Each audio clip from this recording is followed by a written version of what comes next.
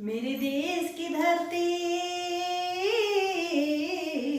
मेरे देश की धरती, सोना उगले उगले हीरे मोती। मेरे देश की धरती।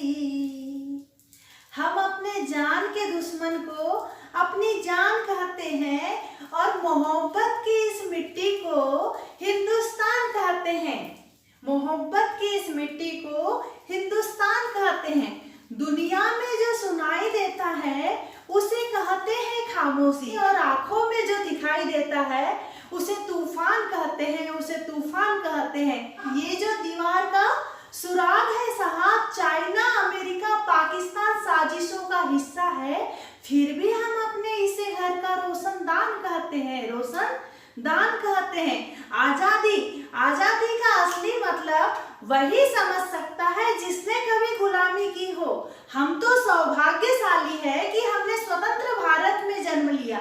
यूं तो आजादी की लहर 1857 में ही जल चुकी थी, लेकिन वर्ष साल आते आते 1947 में हमें आजादी दिलाई। प्राचीन, मध्यकालीन और वर्तमान भारत के उदाहरणों से स्पष्ट करना चाहूंगी कि जब हम फिरंगियों के फेरे में फंस चुके थे तो रंग दे बसंती चोला की एक आवाज पे टोलों के टोले उमड़ आते थे और वंदे मातरम की गूंज से अंग्रेजी शासकों की जड़ों में तूफान ले आते थे। लोग मर जाने, मिट जाने, फांसी चढ़ जाने को तैयार होते थे, फिर भी वो अपनी राष्ट्रभक्ति और राष्ट्र सेवा साबित कर रहे होते थे।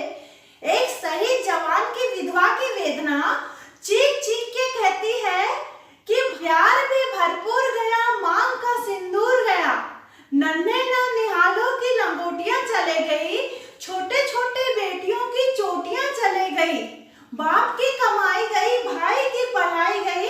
ऐसा एक विस्फोट हुआ कि पता ही नहीं चला, पूरे जिस्म की एक एक बोटियां चले गई, बोटियां चले गई। साहब, आपके लिए तो सिर्फ एक आदमी मरा है, लेकिन मेरे घर की तो पूरी रोटियां चले गई, रोटियां चले गई। वाले हालात पैदा हो जाने के बावजूद भी एक माँ अपने बेटे को सरहद पर दुश्मनों के धज्जियां उड़ाने के लिए भेज देती है और उन्हें पत्र लिखा करती है। माँ ने पत्र लिखा है बड़े ही चाव से, पुत्र मेरे ना घबराना, एक इंच पीछे ना हटना, बट जाना कई हिस्सों में, बट जाना कई हिस्सों में, वीरता के किस्सों में, तिरंगे झंडे में लिपटे आना, पुत्र मेरे ना घबराना। फिर भी वो अपनी राष्ट्रभक्ति और राष्ट्र सेवा साबित कर रहे होते। लेकिन आज वर्तमान में राष्ट्रभक्ति या राष्ट्र प्रेम या भारत कट जाने, मर जाने या फांसी चढ़ जाने को नहीं कहता। मेरे विचारों में वही सच्ची राष्ट्रभक्ति और राष्ट्र प्रेरणा है जो व्यक्ति पूरी ईमानदारी, लगन, पूरी शिद्दत, पूरी मेहनत से अपना काम सही समय पे करता है। वही सच्ची राष्ट्रभक्ति और राष्ट्र प्रेम है। मजदूर को मजदूर समझिए, मजबूर नहीं। गरीब को काम दीजिए, दान नहीं। और दान देने के यदि इच्छुक है तो रक्त दान दीजिए और मरने के बाद अंग दान देकर मरते हुए को जीवन दान दीजिए। यही आपकी सच्ची राष्ट्रभक्ति और राष्ट्र प्रेरणा है। यदि आपको सक्सेस पाना है तो बड़ी बड़ी बातों की नहीं, छोटी छोटी चीजें करनी होगी, क्योंकि चोट बड़े बड़े चट्टानों से नहीं, छोटे छोटे पत्थरों से लगा करती है, छोटे छोटे पत्थरों से लगा करती है।